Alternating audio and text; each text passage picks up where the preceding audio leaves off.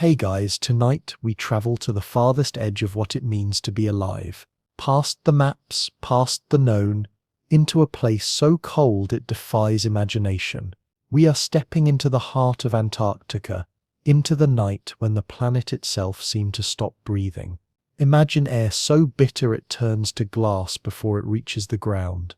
Imagine wind so sharp it slices through metal, and silence so thick you can hear your own pulse echo like a drum. You probably would not survive this. Not for a minute, not for a single exhale. But tonight we will walk through it together, gently as observers. So before you get comfortable, take a moment to like the video and subscribe, but only if you genuinely enjoy what I do here. Let me know in the comments where you are watching from and what time it is for you right now. Now dim the lights, maybe turn on a fan for that soft background hum, and let's ease into tonight's journey together. The first thing you notice is the sound, or rather the lack of it. Antarctica at night is not quiet in the way a forest is quiet, or a house at midnight. It is an entirely different kind of silence, a pressure more than an absence. You step out from the dim orange light of a research outpost, and it feels like stepping into space. The air rushes against your face, then recoils. Every molecule seems too slow to move. The temperature tonight hovers around -90 degrees Celsius, a number so low it almost stops meaning anything. The air is too dry for snow, too heavy for motion. Even your breath refuses to hang. It freezes instantly, falling like dust onto your coat. Your boots crunch on the surface, but there is no echo. Even sound freezes here. It takes seconds longer than usual to reach your ears, as if distance itself has grown thicker. You turn your headlamp upward, but it catches nothing. The light simply disappears into the blackness above, swallowed whole by the frozen sky. You are standing on the East Antarctic Plateau, one of the most remote places on the planet, higher than the Alps and colder than Mars at night.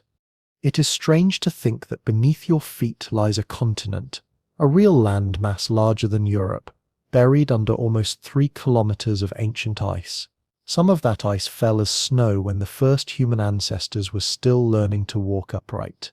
Each layer below you is a chapter of the planet's memory. Tonight those memories creak faintly underfoot, releasing sounds that resemble whispers. Ice never forgets, it only buries. Inside the outpost, a single bulb flickers behind frosted glass.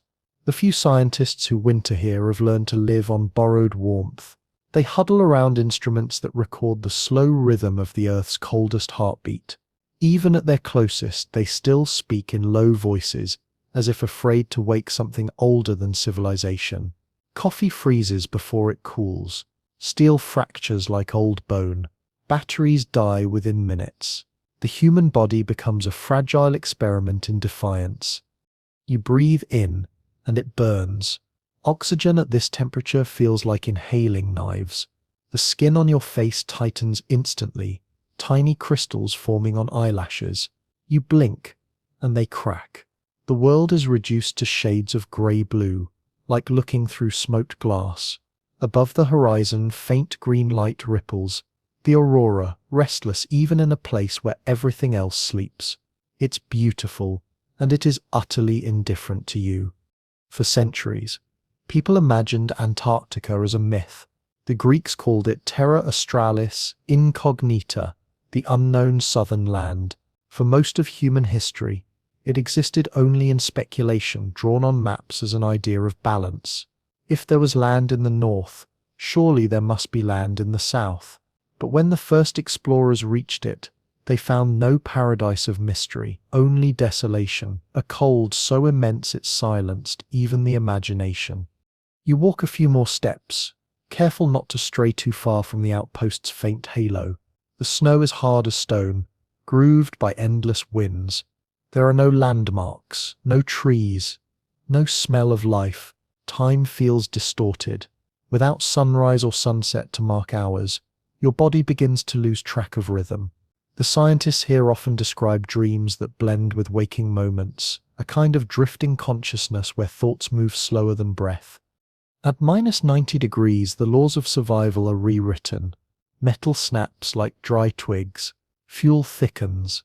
The ice itself becomes harder than concrete, carving into boots and tearing fabric. You look down at your gloved hand and realize that beneath several layers of insulation, your fingers are already numb. If exposed for even 30 seconds, they would die. If you removed your face covering for 1 full minute, you would lose the skin on your cheeks. And yet, there is beauty in this brutality. The cold sculpts everything into simplicity. There is no noise, no distraction, only form, texture, and light. Even the wind carries a sound unlike any other place on Earth, a low moan that shifts pitch as it slides across the ridges of ice. It's almost musical, a mournful hymn played by a planet that has long since learned patience. Somewhere in the distance, a radar dish turns slowly, its movement visible only because of the halo of frozen mist it stirs. Beyond it lies nothing for hundreds of miles. The nearest coast is an abstraction, an idea more than a location. Out here there is no horizon, only gradient. The white fades into grey, the grey into void. It's the closest thing you'll ever see to infinity. You imagine the first humans who tried to cross this place in the early 20th century. Men wrapped in wool and courage, dragging sleds across miles of unbroken whiteness. They named their camps after hope and their deaths after glory. Many of them never came back. Their bodies, perfectly preserved, still sleep somewhere beneath these layers, skin intact, eyes frozen mid-thought. Antarctica does not decay, it archives. Back inside the station, a kettle hisses softly, a fragile sound against the thick air. Steam rises, then instantly crystallizes into fine white snowflakes that drift to the floor. Even heat is temporary here. The walls hum faintly from electric strain. On a small screen, digital numbers pulse temperature, wind speed, pressure, all monotonously lethal. The men who live here smile rarely, but when they do, it's with the quiet satisfaction of those who have learned to respect a monster and live beside it. Outside again, you turn off your headlamp and let your eyes adjust to the faint glow of the sky. The aurora thickens, spilling green ribbons across the firmament. They twist and shimmer, forming shapes that seem almost alive. You realize that, for all its lifelessness, Antarctica breathes in its own way. The ice moves, slowly, invisibly, but always. The air circulates with ancient rhythm. Even in this night of impossible cold, the planet continues its quiet dance. You take another breath, slower this time, and feel the sting of air filling your lungs. It hurts, but it's clean, cleaner than any air you've ever known. The silence presses close again, so complete that you begin to hear your own heartbeat. It's the only sound left, the only warmth. You close your eyes and listen to it, the small pulse of defiance inside an endless void. For a moment it feels like you are the only living thing on Earth, a single spark in an ocean of ice. Then from the horizon, a faint shimmer moves, clouds of diamond dust catching moonlight, each crystal refracting the faintest color. They drift toward you, weightless, turning the night into a slow snowfall made entirely of light. It is the rarest of Antarctic phenomena, a snowstorm made from pure frozen air. You lift your hand, and the particles settle gently on your glove, each one perfect, each one older than memory. You are standing at the edge of survivability, where life ends and eternity begins, and somehow the planet still manages to look beautiful doing it. You wake up to silence that feels older than time itself. There is no dawn, no sound of engines, not even the subtle creak of wood settling. The world has been flattened into a perfect stillness. The plateau of eternal silence stretches in all directions, a continent locked in white, so wide and featureless it could easily be mistaken for the surface of another planet. Antarctica is not just a land of cold, it is a land of absence, where distance, sound, and color all seem to have died quietly and left only their memory behind. You push open the outpost door and step outside. The hinges groan, their metal stiff with frost. Then even that faint noise is swallowed by the air. It is like stepping into the vacuum of space. The light, if it can be called that, hovers somewhere between silver and grey. There is no sun visible, only a dull brightness diffused across the horizon. The shadows are thin and endless, barely existing at all. You realize as you stand there that the human mind is not built for this kind of emptiness.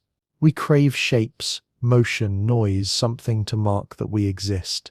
Out here, existence feels optional. The snow beneath your boots doesn't crunch, it sighs. Each step releases a whisper, faint and fleeting. The plateau lies more than 3,000 meters above sea level, yet you would never know it by looking.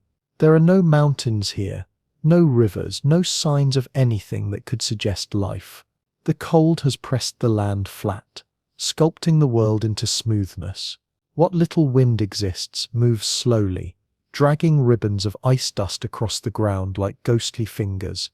You walk a few paces farther, and the station vanishes behind you, erased by distance and haze.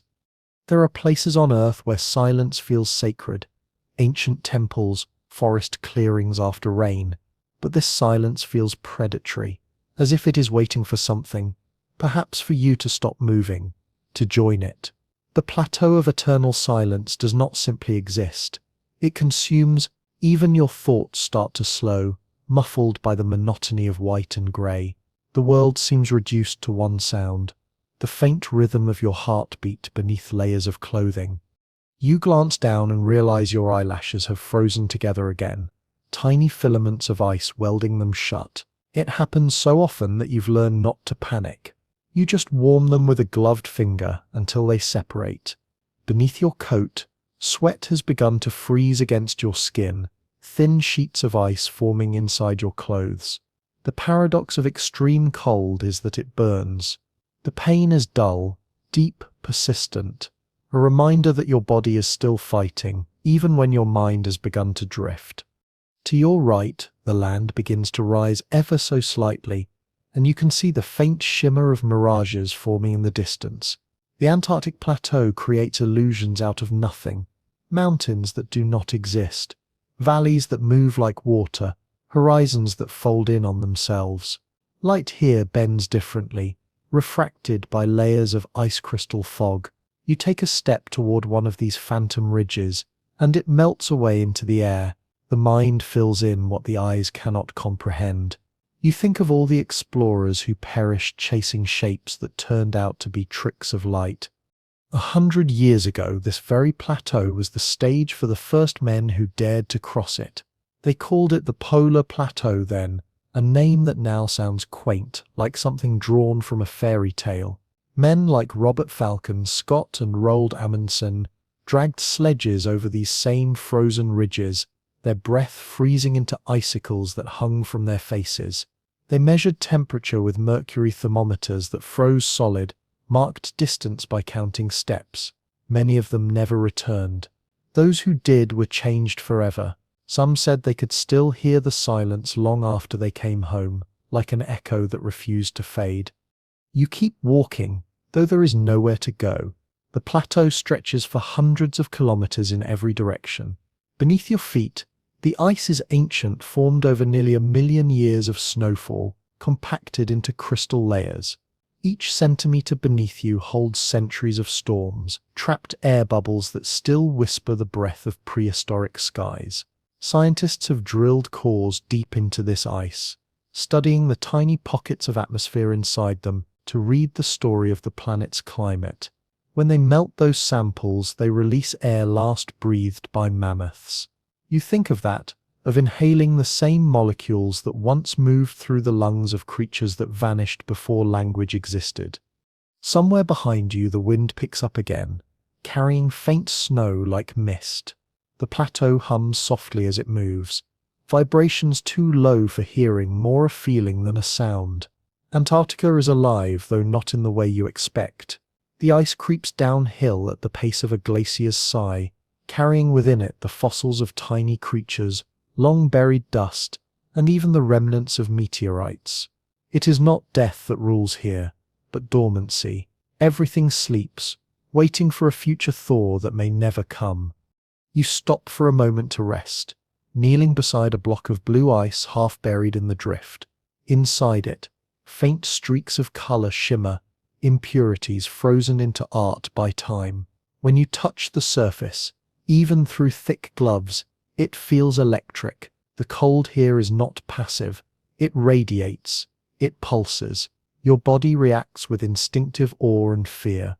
You are standing in the coldest place known to humankind, where heat itself becomes a fragile rumor. Above you, the sky begins to shift again. The pale aurora returns, swirling faint green ribbons over the darkness. The air sparkles faintly as diamond dust forms, tiny crystals floating like stars close enough to touch. You reach out, and they cling to your glove, delicate as spider silk. Each one refracts a piece of the aurora's light, scattering color into the snow. For a brief moment, the entire plateau glows, a galaxy inverted onto Earth. And then the wind stops. Completely. It is sudden, absolute. The silence rushes back in, heavier than before. You can hear your own blood moving, your heartbeat thudding like a slow drum inside your ears. Time seems suspended. You begin to wonder if you are even breathing. The plateau holds its breath with you. In that stillness, you understand why the ancients imagined gods sleeping beneath ice, dreaming the world into being. The stillness here feels divine, not kind, but eternal. Far on the horizon, a faint halo begins to rise. It is not the sun, not yet, but the first suggestion of returning light. The edge of the world glows pale orange, like the ember of a dying fire. You realize how long the darkness has lasted, months of it. The scientists who live here call this period the long night. But that phrase doesn't capture the way it erodes you.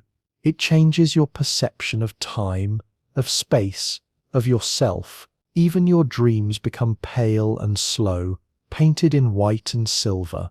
You stand there, waiting for the first glimmer of sunlight to break over the horizon.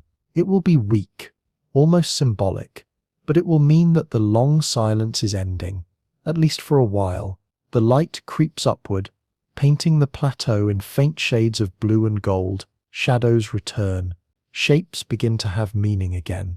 You feel the first flicker of warmth, not in your skin, but somewhere deeper, in the memory of what warmth used to feel like. You take a deep breath. It still hurts. It will always hurt.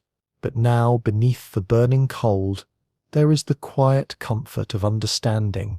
You are a visitor in a world that has never needed you. The silence here is not empty.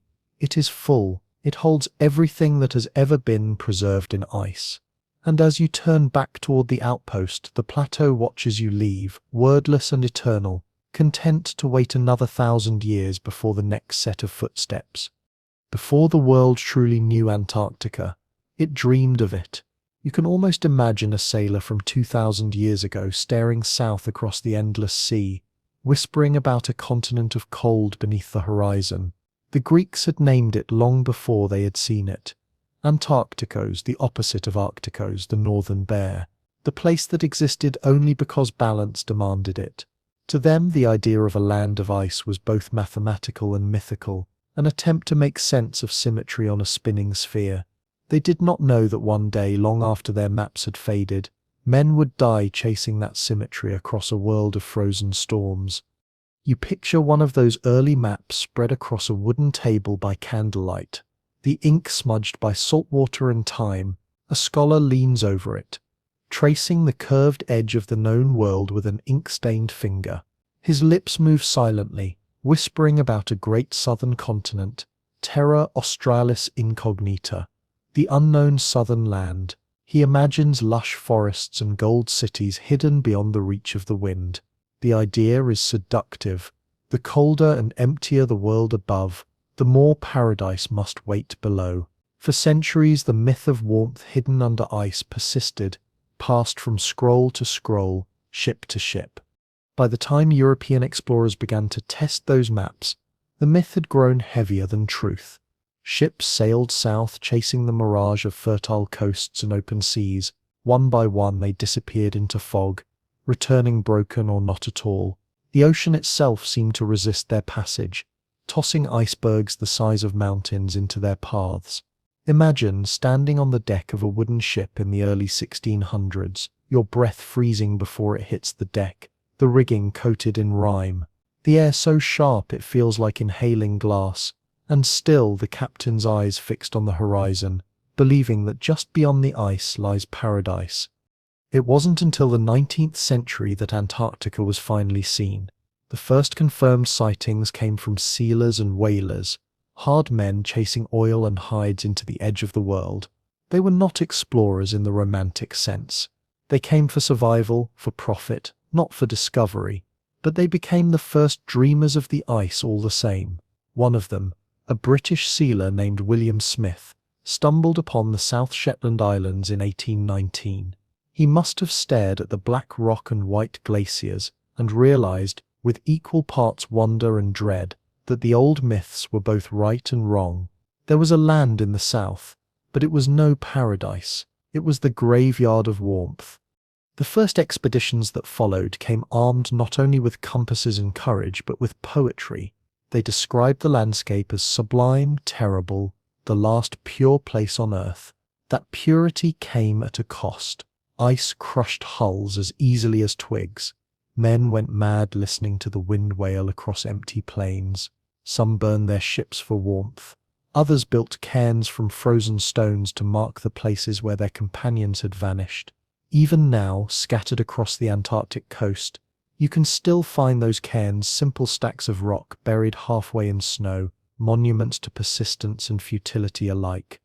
You close your eyes and imagine the sound of one of those first explorers breathing inside his hood of sealskin, his eyelashes glued shut by frost, his fingers cracked and blackened.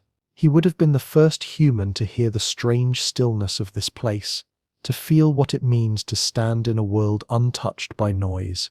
In that silence, he would have understood what the philosophers only guessed, that Antarctica is not an opposite of the North. It is an opposite of life. Centuries later, the dream persisted, reshaped by each generation's need for meaning. In the Age of Empire, Antarctica became the last unclaimed frontier. Explorers planted flags that would freeze into the ice before the ink on their maps dried. The British, the Norwegians, the Russians, the Americans, all wanted to be first. But there was nothing to conquer, nothing to keep. The ice did not care who arrived first. The Antarctic Plateau is a patient empire. It has ruled for 30 million years and will rule long after the last flag fades. There is a photograph from the early 1900s that captures this perfectly. 5 men standing beside a sled on a white horizon, their faces shadowed, their eyes barely visible behind frost. Behind them, the Norwegian flag droops lifeless in still air. They had reached the South Pole after months of starvation and frostbite. They smiled for the camera because it was expected, but in their journals they described the feeling not as triumph but as exhaustion. One wrote, "The journey back will be everything." He was right. Most of them would die on the return. Those men, those dreamers of the ice, carried with them a truth we still struggle to accept. That exploration is often a form of surrender. To reach the coldest places on Earth is not to conquer them, but to be conquered by them. Every step across that white plain strips away something human, comfort, fear, pride, until only endurance remains. You begin to understand why the old myths always described the South as a place where time stands still. As you walk across that same terrain now, guided by instruments and satellites, it's hard not to feel their presence. The wind that brushes your coat feels like it carries their whispers. The ice creaks underfoot, perhaps shifting around bones or forgotten tools buried a century deep. Some of their camps are still there, sealed perfectly beneath snow, their canned food preserved, their letters legible. The ice remembers them all. It remembers every name carved into every journal, every boot print frozen into every layer. The plateau of eternal silence that you crossed earlier is their inheritance. It is where dreams came to die and to be reborn as something quieter, something purer. Modern scientists who work here now, Those who record the planet's pulse through instruments instead of compasses speak of the same feeling. They use data instead of diaries, but their words carry the same tone of awe and fatigue. When you stand in a place that has never known warmth, you cannot help but measure yourself against its indifference. Even now, when satellites circle above and transmit weather readings in real time, Antarctica still hides more than it reveals. There are valleys deeper than the Grand Canyon buried beneath its ice, mountains taller than the Alps and lakes sealed off from the atmosphere for millions of years. The first dreamers of the ice could never have imagined such landscapes hidden below their frozen feet. They believed the continent was a blank void. Instead, it is an entire world alive in slumber. The longer you stand here, the more you realize that this frozen land has always been a mirror. Every era projects its own fears and desires onto it. To the ancients, it was a realm of monsters. To explorers, it was glory. To scientists, it is data. To you, it feels like reflection. The earth stripped of noise, showing you what endurance truly means. The cold deepens again as the brief sun slips back below the horizon. Shadows stretch long and blue. Somewhere far away the wind rises, bringing with it a faint hiss like the whisper of a name you almost recognize. Perhaps it is memory. Perhaps it is the sound of all those who dreamed of this place before you, calling from beneath the ice. You exhale and your breath joins theirs, freezing mid-air before it hits the ground. Another fragment added to the story of the coldest land on Earth. When the age of heroism gave way to the age of science, Antarctica entered a new chapter. The flags of conquest faded beneath the ice, and in their place came the instruments, barometers, thermometers, radio transmitters, and the quiet hum of generators beneath endless night. The pursuit of glory had transformed into the pursuit of data. Men came now not to plant their nations into the snow, but to listen to the wind, the sky, and the very heartbeat of the planet. It was the dawn of measurement, when the cold stopped being merely an adversary and became something to understand.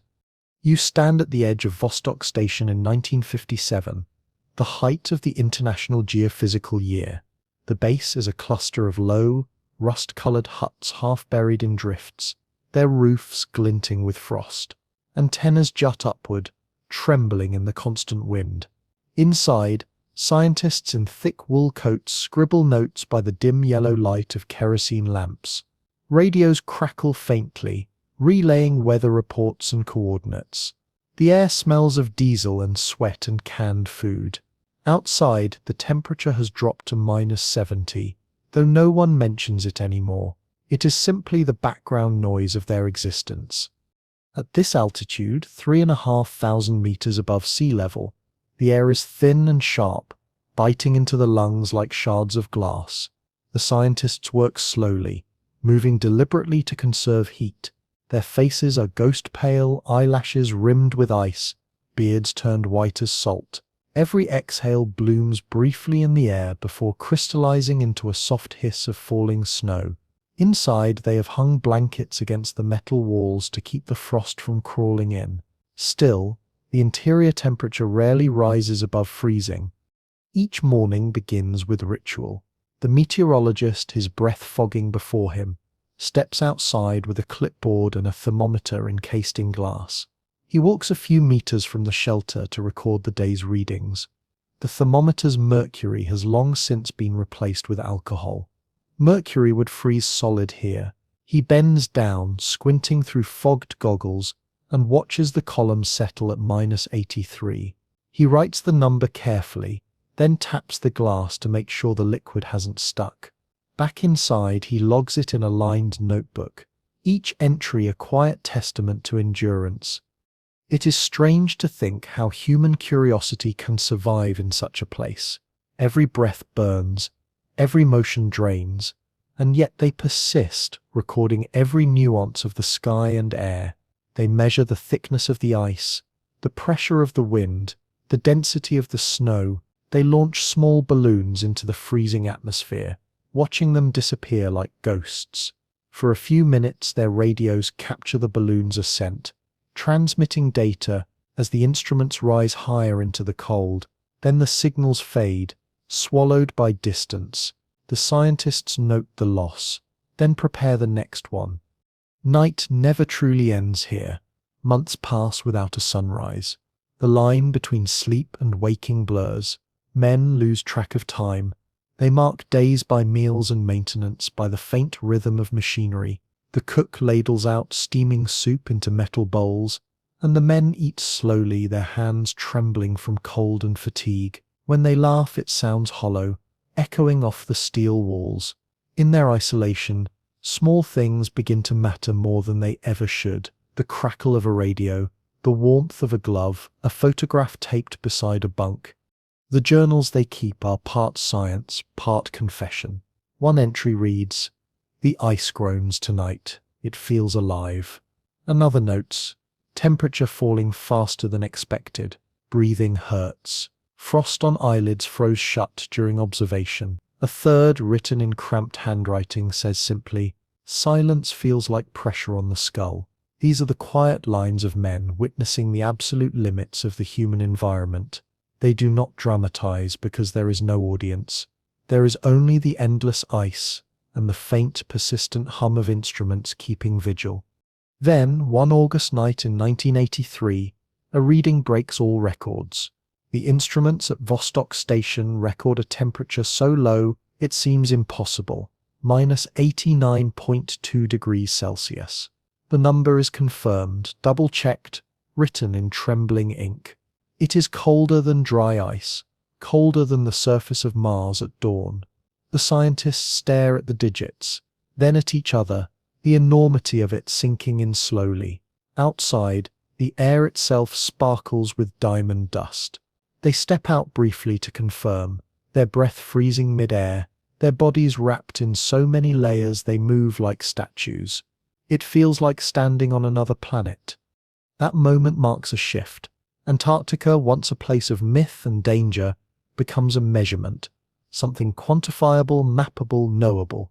Satellites begin to scan the continent, their sensors tracing lines of temperature and elevation.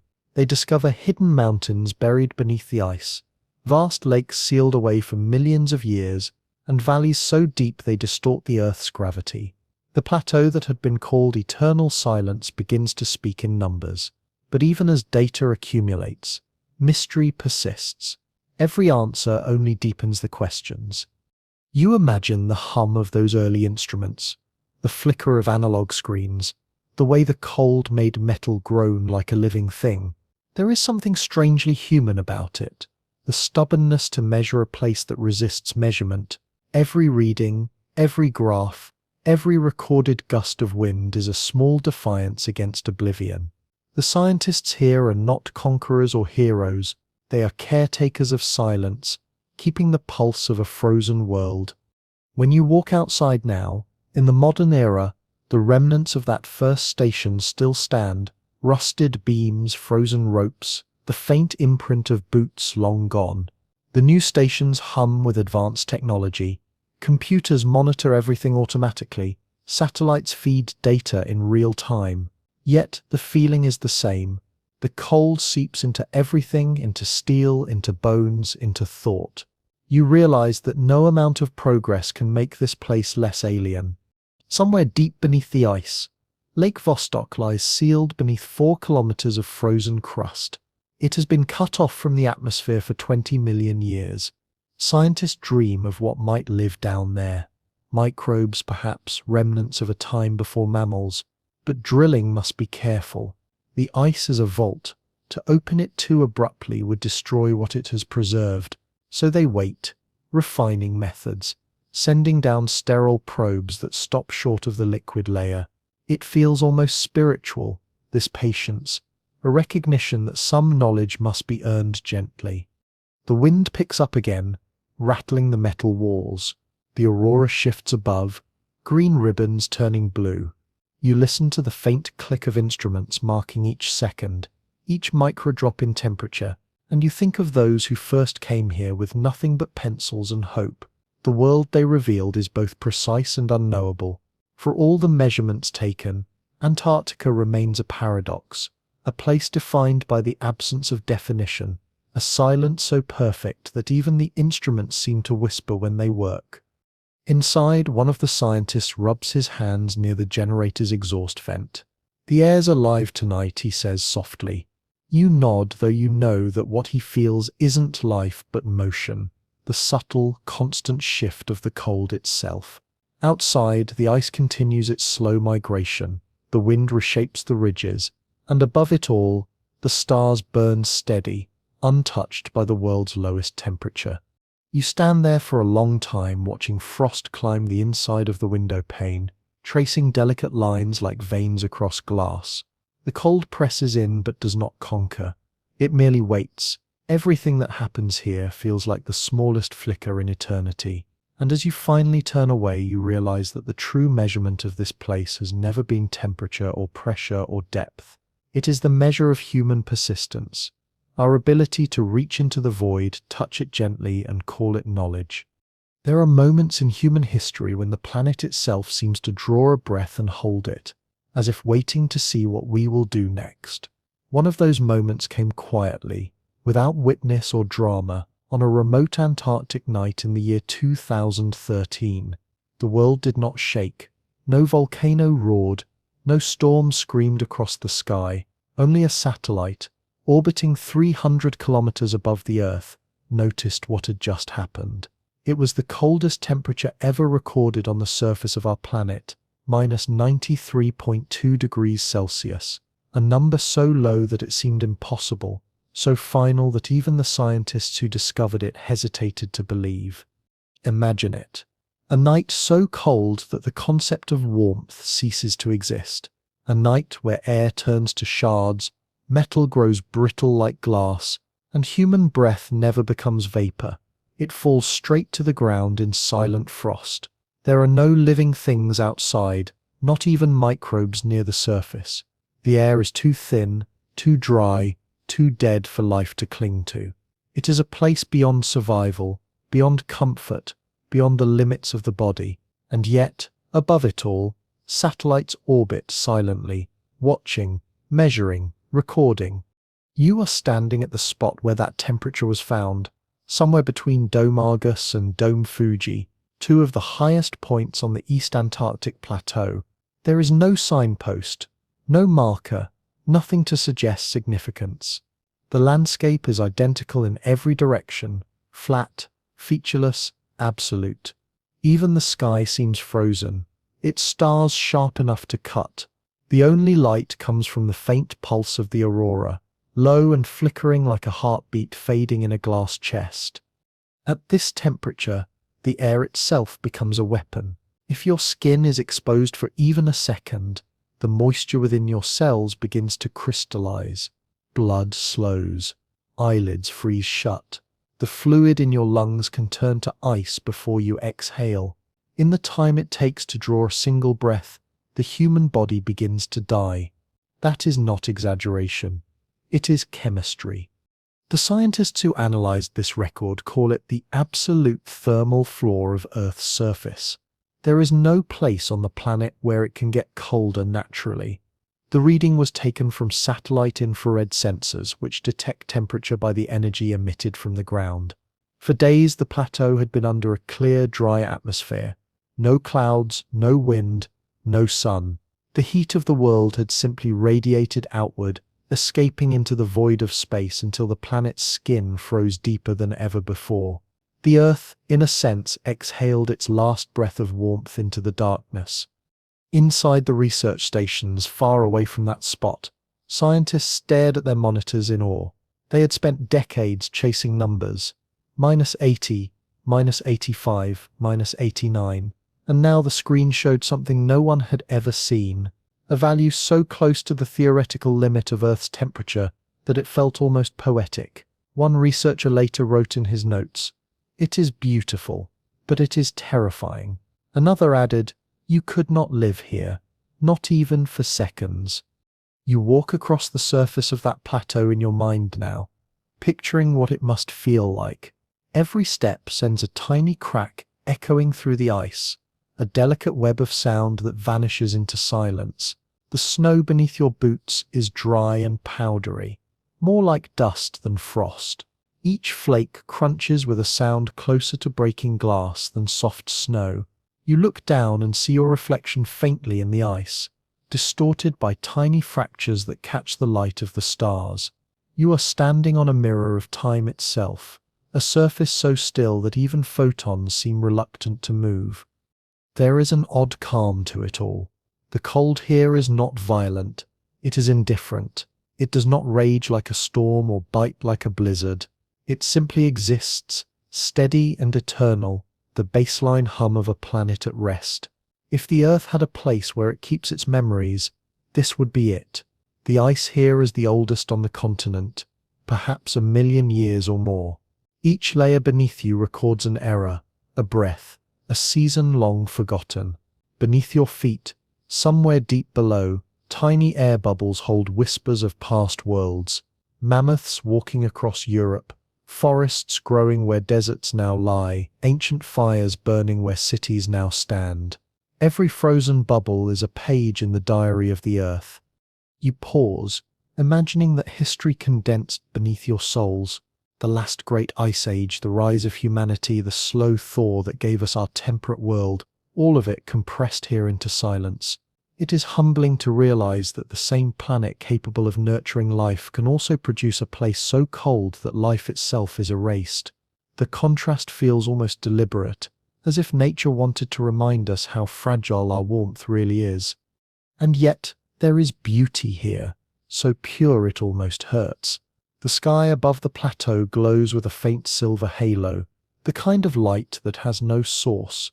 The air sparkles with ice crystals that float endlessly, catching whatever fragments of starlight they can find.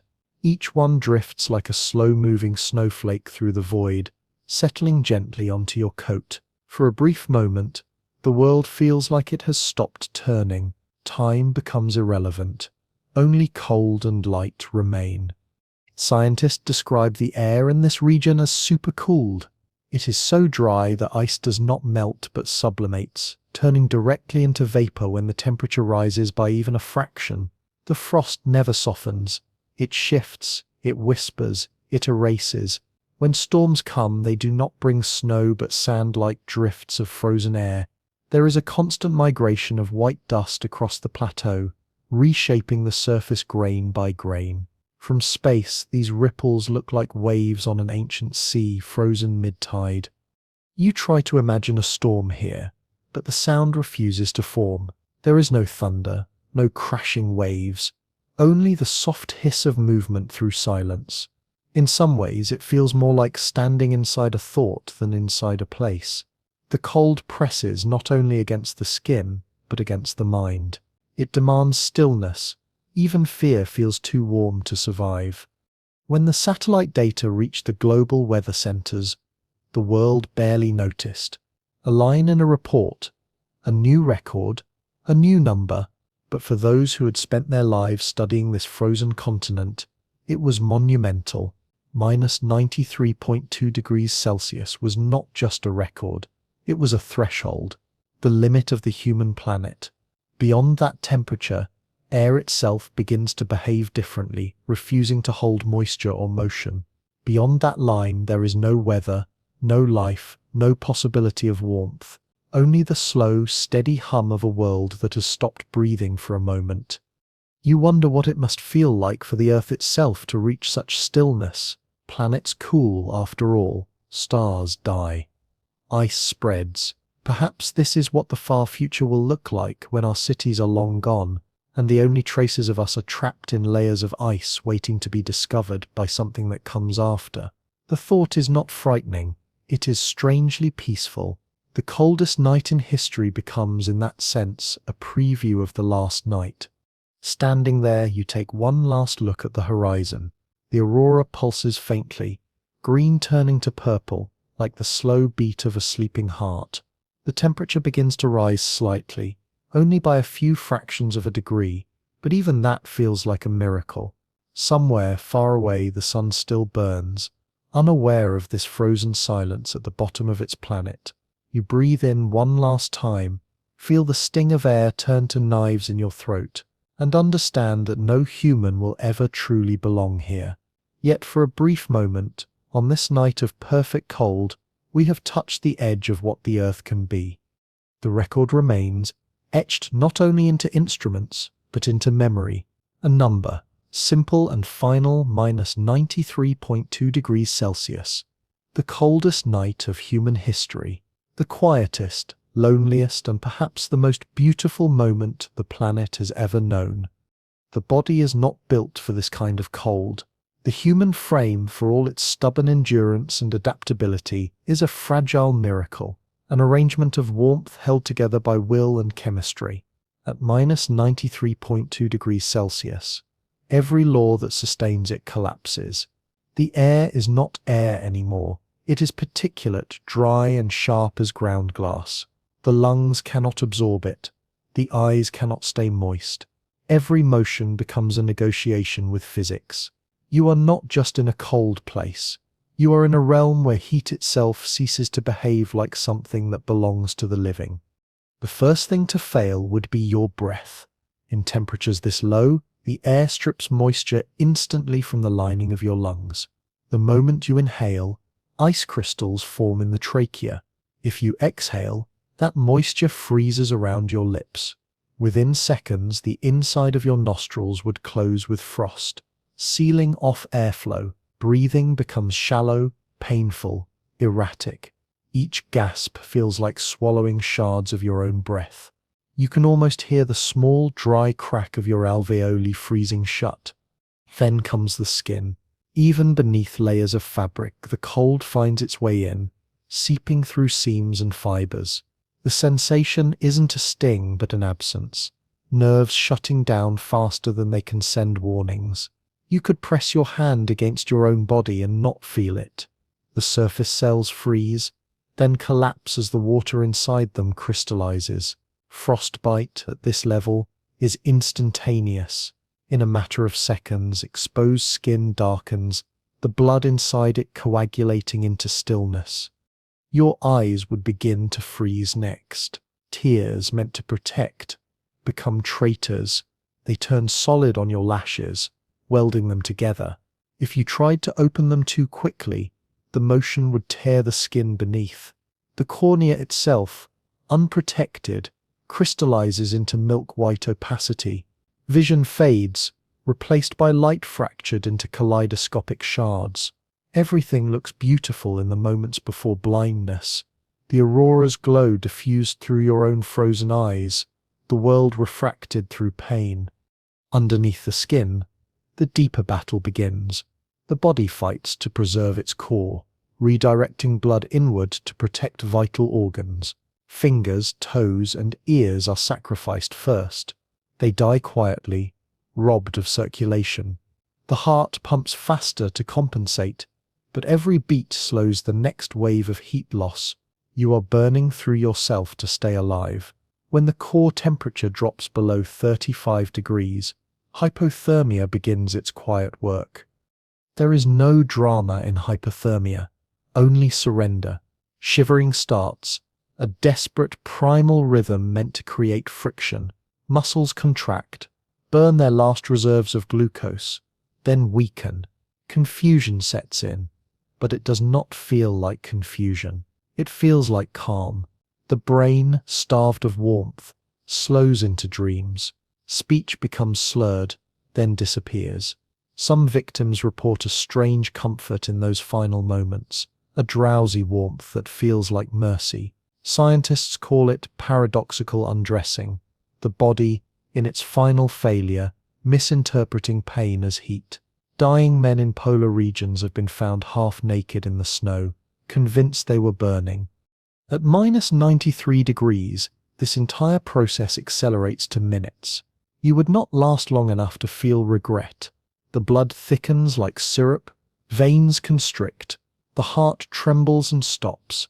The last breath escapes, condenses, and falls. Within seconds, the body becomes still, not limp, but brittle. The moisture in muscles freezes, expanding, pushing outward. Skin tightens, lips part, and a thin mist of frost forms across the face.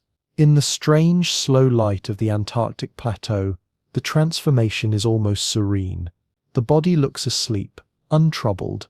Death here is not violent. It is absolute quiet. If you were to stand back and watch, there would be little to see. No collapse, no agony, just stillness. A gradual pause in the motion of something that was once alive. The wind would move around the figure, tracing thin ribbons of snow around the boots, sculpting the edges into smooth shapes. Within an hour, the outline would begin to blur. Within a day, the body would become indistinguishable from the landscape. A small rise of snow, adrift among millions, the Earth's most efficient burial. In this cold, decomposition does not exist. Bacteria cannot function, enzymes cannot react, even oxidation slows to nothing. The body becomes a perfect artifact, preserved for centuries. Scientists have found remains in Antarctica that look freshly fallen but are older than the explorers who found them. Every cell perfectly intact, every fiber frozen mid-story. If you were to cut through the flesh of one of these relics, the color would be pale but vivid, the blood dark red, the bone dry and white. There is no decay here, only preservation. That preservation is not confined to the human. The same cold that halts the body also halts time. Microbes, plant spores, even air itself are captured inside the ice like insects in amber. Some of the air trapped beneath the Antarctic plateau predates humanity entirely. When scientists melt those layers to study the atmosphere of the past, they release whispers of ancient weather. The breath you take today could contain molecules exhaled by mammoths, by forests that no longer exist.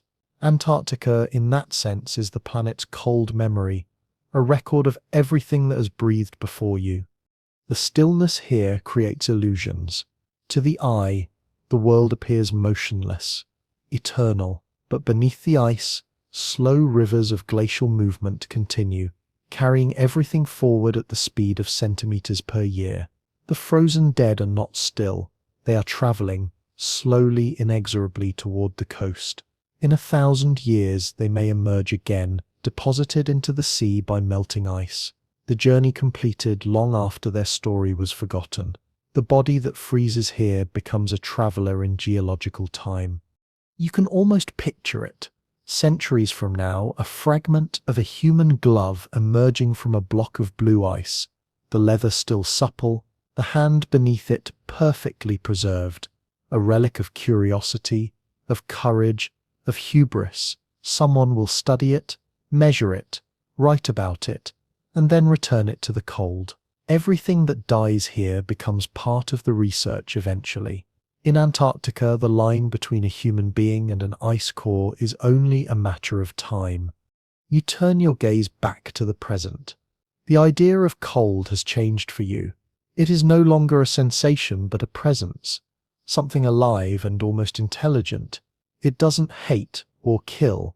It simply takes, it holds, keeps, archives. It is easy to see why so many who come here speak of awe instead of fear. Even in death, there is grace in this preservation.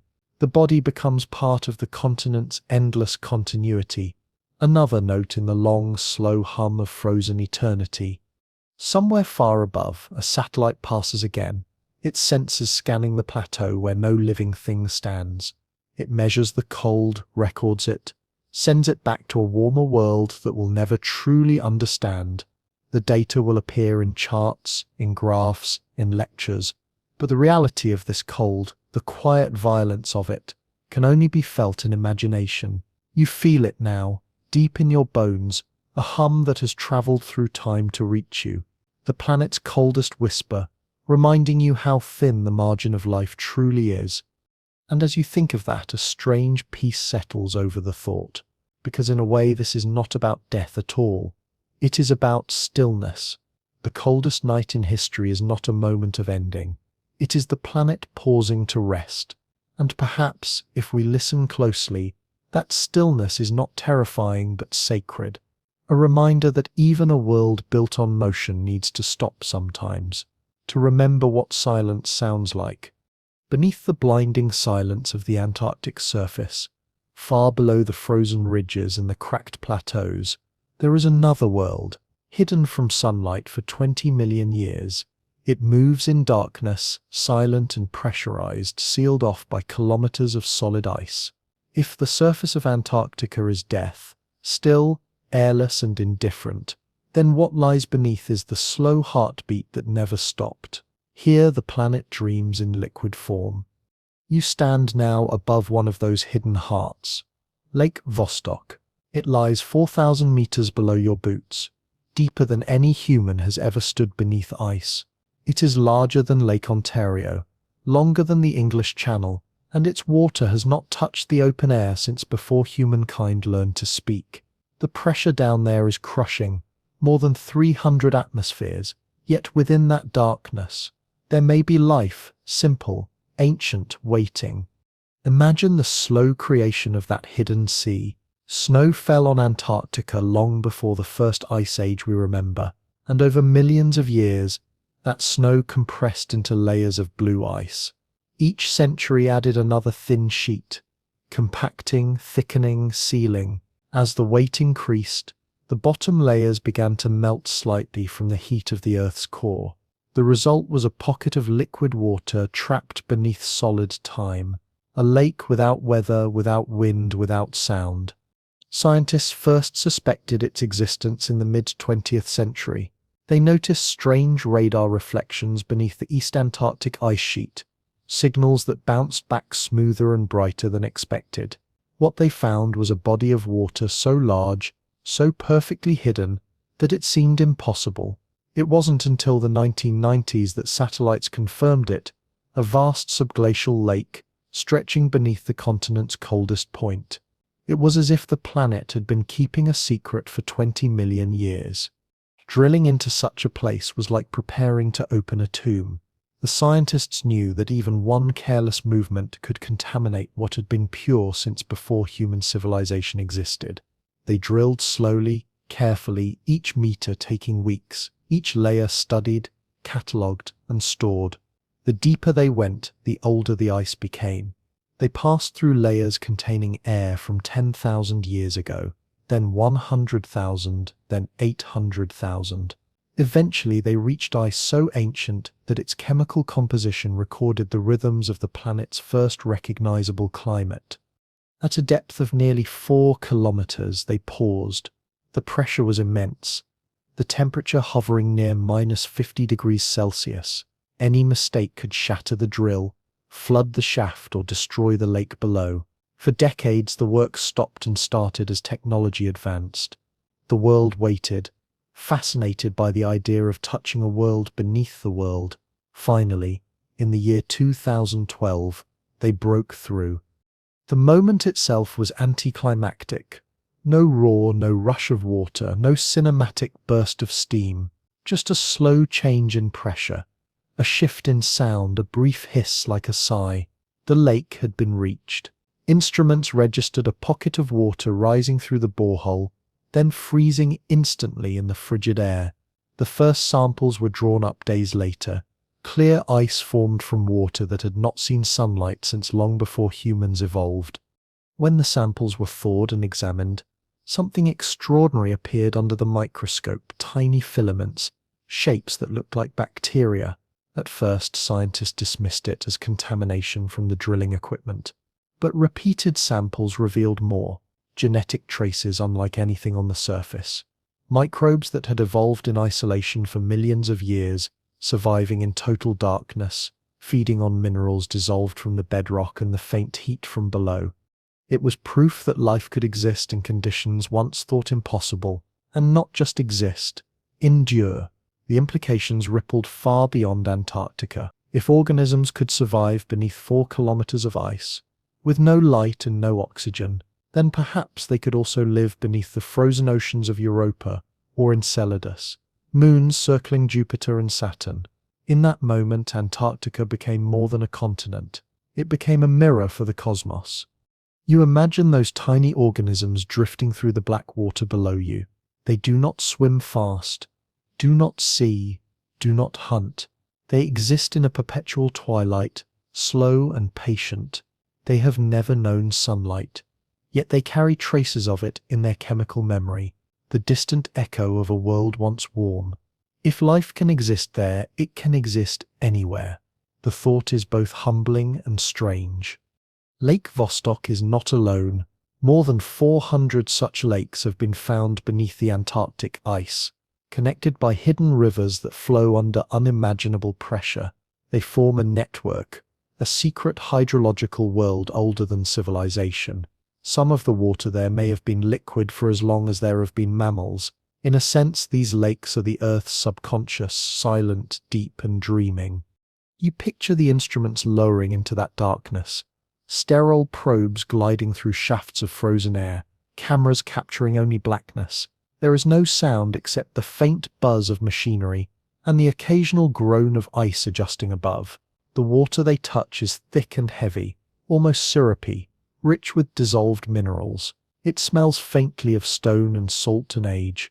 When the probes rise again, they bring up tiny flecks of sediment, dust from the ancient continent buried beneath. The scientists treat each grain like treasure, examining it under magnification, searching for motion. Sometimes a flicker appears, sometimes not, but even the uncertainty feels profound. Standing on the surface above, you are aware of that unseen world beneath your feet. It feels like standing over a sleeping god. The ice shifts subtly, the faint vibration of pressure moving upward through your boots. You realize that this place is alive, though not in any way the word usually means. The entire continent is pulsing, breathing through invisible veins of water that never freeze. It is the coldest, driest place on Earth, yet beneath it lies the oldest and most enduring water in the world. At night, when the aurora lights the sky in green and violet ribbons, the thought of that hidden sea feels almost supernatural. The surface and the depths seem to echo each other. The shifting lights above, the slow, unseen currents below. You begin to think that perhaps Antarctica is not a place of death, but of waiting. Everything frozen here is simply resting. You take one last look at the stars, then glance downward, imagining the darkness 4 kilometers below. Somewhere in that lightless ocean, microscopic creatures drift past ancient stones, unaware of the world above, unaware of you, unaware that their existence has changed how humanity thinks about life itself. They have survived everything. The ice ages, the shifting continents, the rise and fall of species. They are the oldest inhabitants of the coldest place on Earth, and they will remain long after we are gone. When you walk across the endless white of Antarctica, you never truly walk alone. The cold has memory, and it remembers the footsteps of those who came before, the explorers, the dreamers, the doomed. The ghosts of the early expeditions are everywhere here, though you will never see them. They exist in the sound of wind, moving across empty plains, in the faint echo of sled runners buried beneath centuries of snow. Every gust of air carries the breath of men who died trying to reach what they thought was the edge of the world. It began in the late 19th century, when Antarctica was still the last blank space on the map, the so-called heroic age of exploration. They called it later, though few who lived it would have used the word heroic at the time. Ships creaked through ice-choked seas, wooden hulls cracking under the pressure of frozen waves. The men aboard them were a strange breed, part scientists, part adventurers, part fools. They sailed into a silence no one had ever heard before.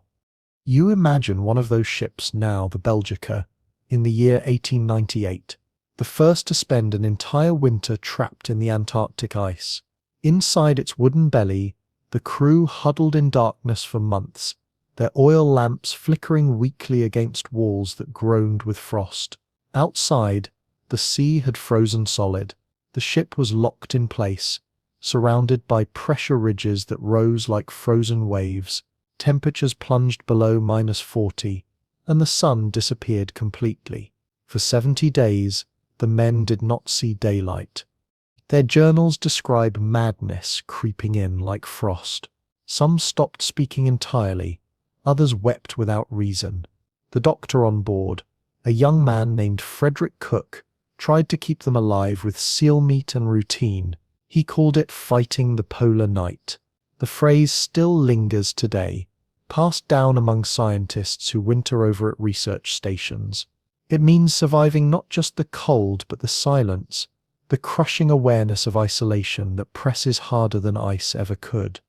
A decade later came Ernest Shackleton, the man who would become both legend and warning. His ship, the Endurance, set sail in 1914, bound for the South Pole. But Antarctica had other plans. The sea ice closed around the ship, grinding it slowly until the hull splintered.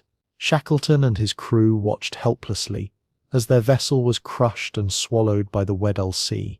They were left stranded on a moving sheet of ice, hundreds of kilometers from land, with nothing but tents, dogs, and hope. For months they drifted, living on melted snow and seal meat. The ice beneath them shifted constantly, creaking like an enormous sleeping beast. When the floe finally broke apart, they launched their lifeboats into freezing water, rowing through waves that could freeze skin on contact. By some miracle and Shackleton's near superhuman leadership, they reached Elephant Island, then the open sea, then safety. Every man survived. It remains one of the most extraordinary rescues in history, but also one of the most haunting. Shackleton would return home, only to die a few years later on another Antarctic voyage, his heart giving out in the night. They buried him there, beneath the cold soil of South Georgia Island, where the wind still sings through the grass above his grave. The names of others are less known. Men like Lawrence Oates, who in 1912 stepped out of his tent into a blizzard and never returned, murmuring, "I am just going outside and maybe some time." His sacrifice was quiet, his body never found, but his words became part of the language of endurance. Or Captain Robert Falcon Scott, who reached the South Pole only to find a Norwegian flag already planted there by Roald Amundsen. The disappointment broke him. On the return journey, his entire team perished. When rescuers found their tent months later, they discovered Scott's final diary entries, written in a trembling hand.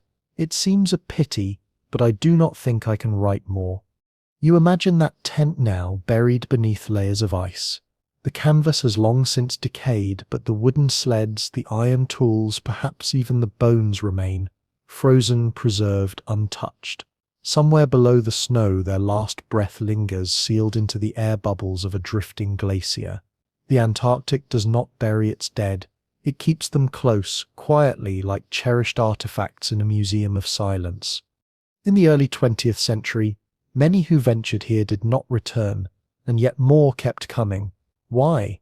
Perhaps because the continent offered something no other place could: the confrontation with the absolute.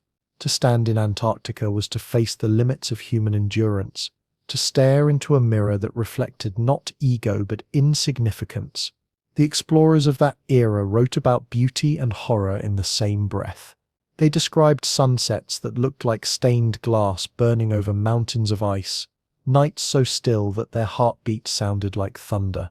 One man, the Australian geologist Douglas Mawson, wrote of losing his companions one by one, of watching frostbite devour his own flesh, and of continuing anyway, dragging himself hundreds of kilometers alone across the ice, half blind, half dead, because to stop would have been worse. Their ghosts linger not as spirits, but as stories. Every expedition leaves behind more than footprints. It leaves echoes. Modern researchers at remote bases still tell tales of hearing footsteps outside when no one is there, or voices carried faintly on the wind. Most dismiss it as fatigue or the play of air against the structures, but in a place where the line between memory and present blurs, who can say what truly walks across the ice?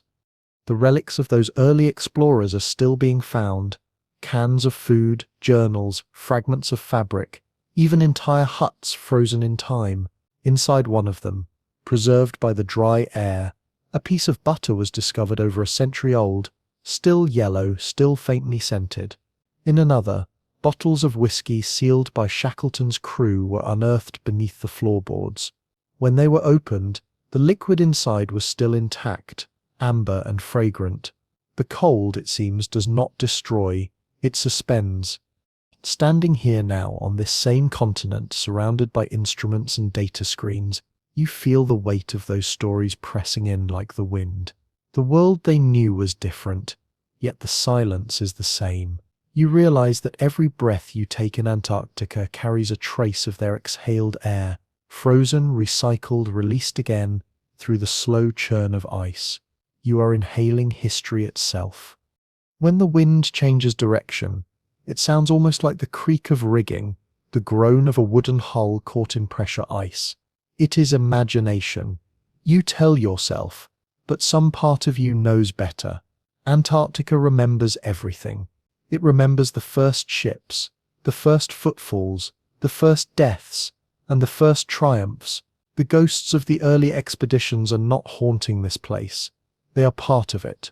Their courage, their failures, their longing for discovery have become woven into the landscape.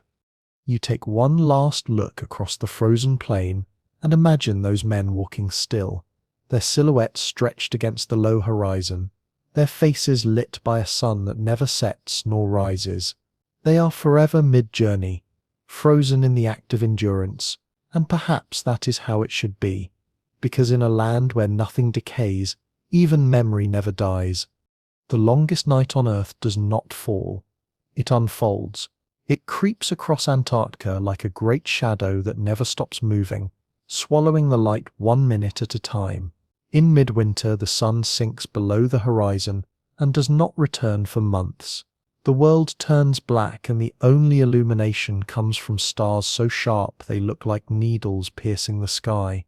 The cold deepens. The air thickens. Time slows. You begin to understand that here night is not the absence of day. It is an entire season, a kind of slow-motion eternity. At Vostok Station, the scientists mark the first day of darkness with ceremony. They switch on extra lamps, play old songs and pretend to celebrate. But beneath the laughter is a quiet tension. They know what comes next. Once the last streak of twilight fades, their world shrinks to a few dimly lit rooms, 100 square meters of metal and frost. The temperature outside drops past -70. The diesel generators growl, the pipes groan, the walls creak from the pressure of cold. Inside, the air smells of wool, oil, and loneliness. You imagine sitting there with them.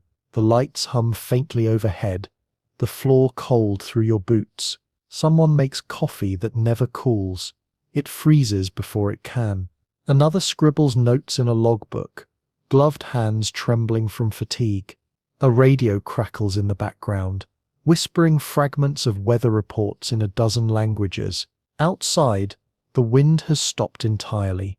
The silence is so absolute that you can hear the snow shifting on the roof. In this world, routine is survival. Each morning, or what passes for morning, one of the scientists steps outside to check the instruments. The act itself feels ritualistic, almost holy. The door opens with a groan, releasing a puff of steam into the black. A flashlight beam cuts through the dark, and there he goes, vanishing into the void. For a few minutes he is a glowing dot in a world of nothing. Then the dot fades. The others wait, listening. When the sound of boots returns, they breathe again. In the long Antarctic night, even the simplest task becomes an act of faith. Days blend into weeks, weeks into months. Sleep cycles dissolve. The human body, starved of sunlight, begins to lose its rhythm. Melatonin surges. Depression, insomnia, and irritability take turns as silent companions. Psychologists call it winter over syndrome. The symptoms sound clinical, but they feel mythic, like the continent itself is whispering into the mind. Dreams grow vivid. Reality grows thin. People forget what color looks like. When spring finally comes, some step outside and weep not from joy, but from shock. Their eyes can no longer bear brightness.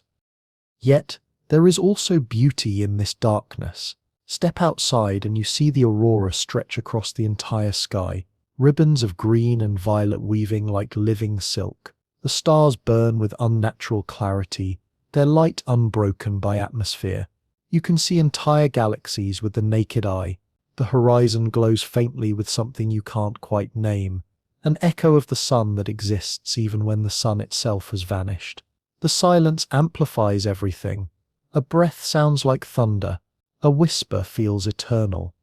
The science that happens during this endless night is as strange as the place itself. Instruments buried deep in the ice listen for neutrinos, tiny, ghostly particles from exploding stars. They travel through the Earth as if it were transparent, detected only by flashes of blue light deep beneath the surface.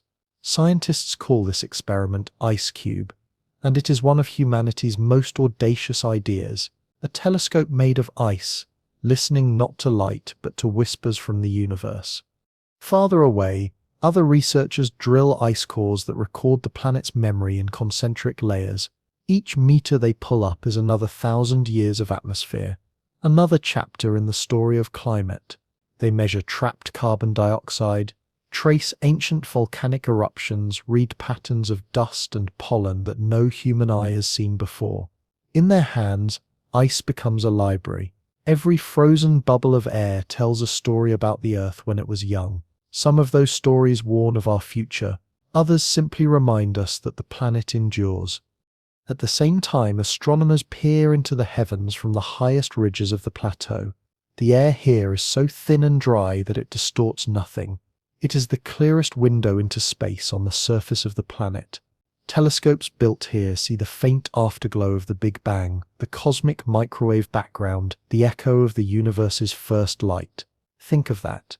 In a place so dark, humans are literally studying the birth of brightness itself. You realize, standing here, that this continent is not a wasteland but a cathedral. The silence becomes a kind of reverence. Every sound, every flicker of light, every recorded particle feels like prayer.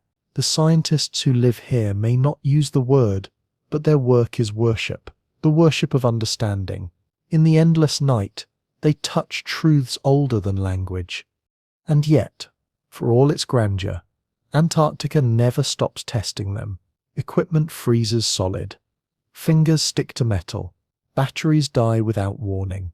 A spilled cup of water turns instantly to ice shards on the floor. Even indoors, frost creeps along the walls like mold, tracing delicate veins of silver. Every morning, someone scrapes the windows clean, only for them to glaze over again. The cold does not rest. It waits. Still, they endure. They measure, record, and dream. Some of them will leave after a year and never return, unable to bear the memory of this silence. Others will come back again and again, drawn by the strange peace that only this darkness provides. They describe it as an addiction, a craving for stillness, for the edge of nothing. Outside, you take one step into the black and tilt your head upward. The Milky Way stretches from horizon to horizon, brighter than any city light could ever be. You see the Southern Cross hanging low, the aurora flickering like breath. For a moment you forget that you are standing in a place colder than dry ice. You feel something ancient stir in your chest, a recognition perhaps that darkness is not the opposite of life, but its mirror. The cold presses closer, the stars shimmer harder, and the wind begins to rise again. Somewhere in the distance, the station glows faintly, a single ember in an ocean of night. Inside, people are laughing, half out of fatigue, half out of wonder, and you realize that even here, at the bottom of the world, humanity continues to shine its small, persistent light against the void. The first light of returning dawn in Antarctica is not a sunrise. It is a rumor. It appears weeks before the sun itself, a faint blue wash bleeding upward from the horizon like memory trying to return to the body. You stand outside, your boots cracking against the frost, and you notice how the darkness begins to glow, not with color but with the ghost of it. The endless night is ending, though it doesn't leave quietly. It recedes like a tide, reluctant, slow, whispering its last secrets to the ice before it goes. The scientists mark the day on a whiteboard inside the station. First light sighted.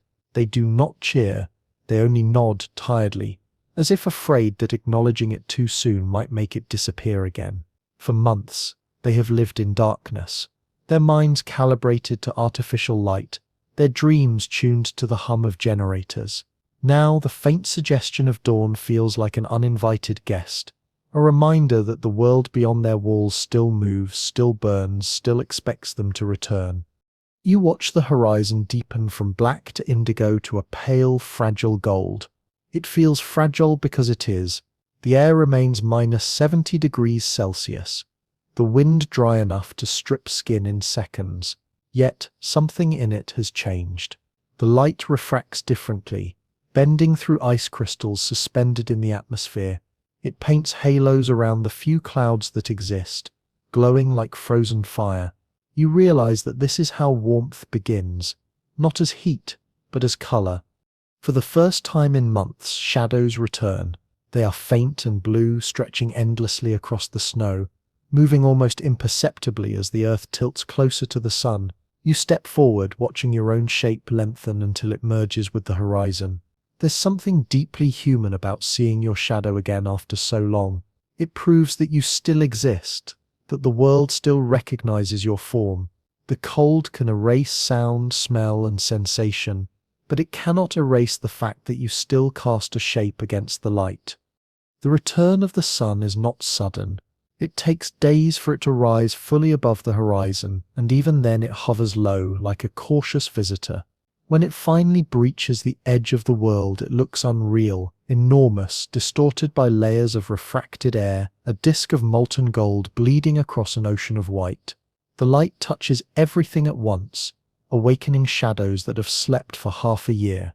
The ice catches it and throws it back in shards.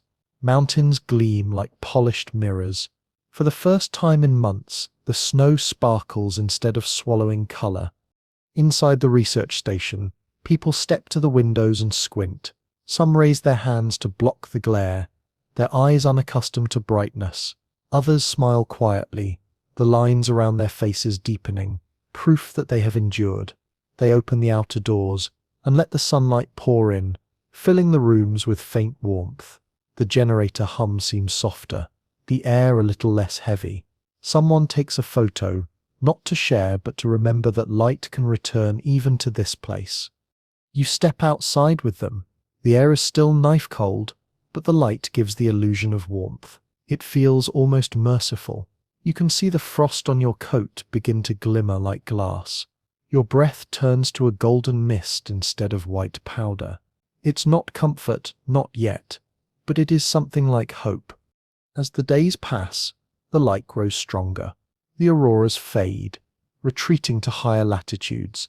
The stars lose their hard edges, blurred now by the first traces of moisture returning to the air. Antarctica begins to shimmer in a way that only it can.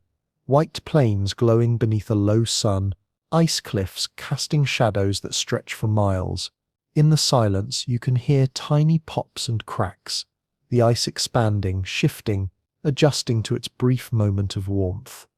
Scientists step out to measure melt rates, to check instruments buried under snow. Some find that their tools have been encased in ice so thick it takes hours to free them. Others discover that their equipment survived untouched, entombed and preserved. Even in its most fragile state, Antarctica guards what it holds. It does not give anything back easily. When the wind rises again, it brings the sound of life. Not much, just the faint cry of a skua flying overhead, a bird returning from the northern seas to nest on the ice. The noise is so alien after so much silence that it makes you flinch. For a moment you stand perfectly still, listening to that rough living sound. It's proof that the cycle continues, that even in the coldest place on Earth, life always finds a way to return.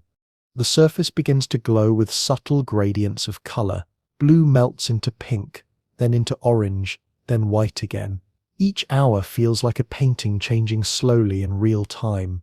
You realize that you are watching something few humans ever see, the planet waking up after the longest sleep imaginable. There is no fanfare, no noise, only motion, light, and quiet defiance.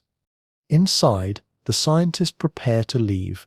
Their data drives are full, their supplies low.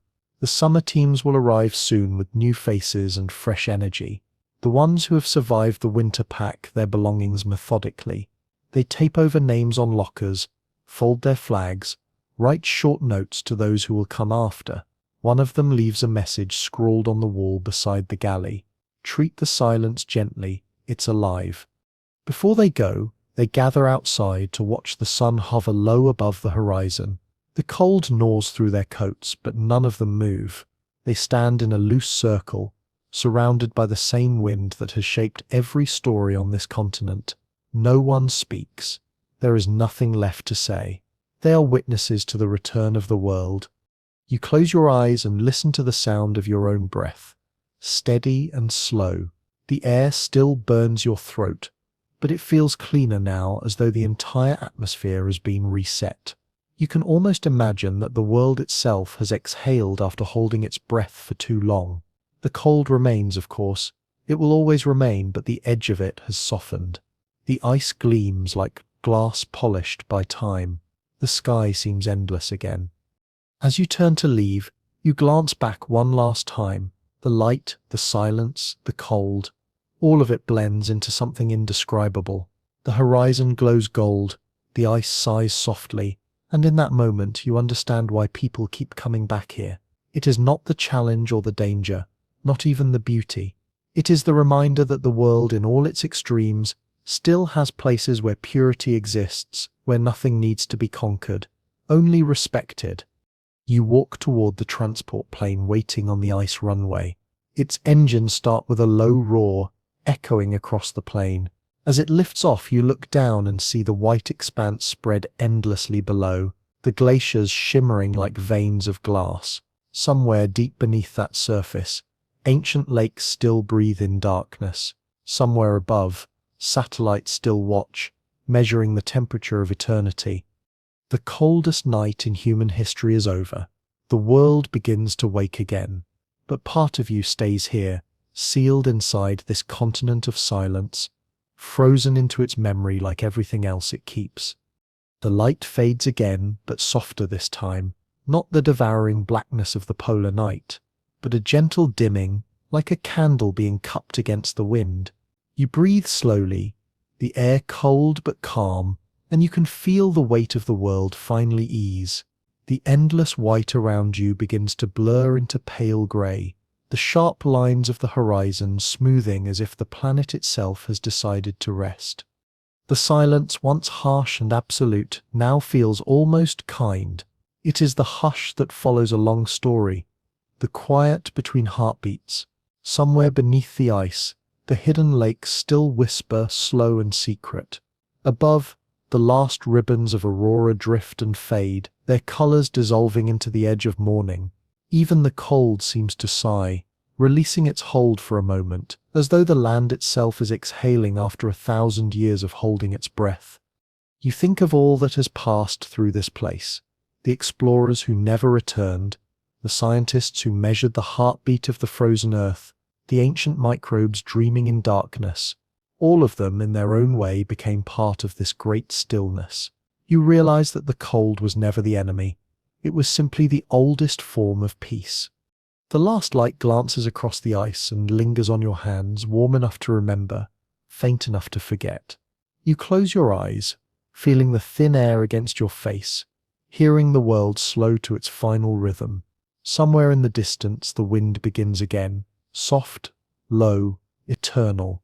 And as it moves, the sound fades into something quieter still, a single whispered breath, like a candle going out.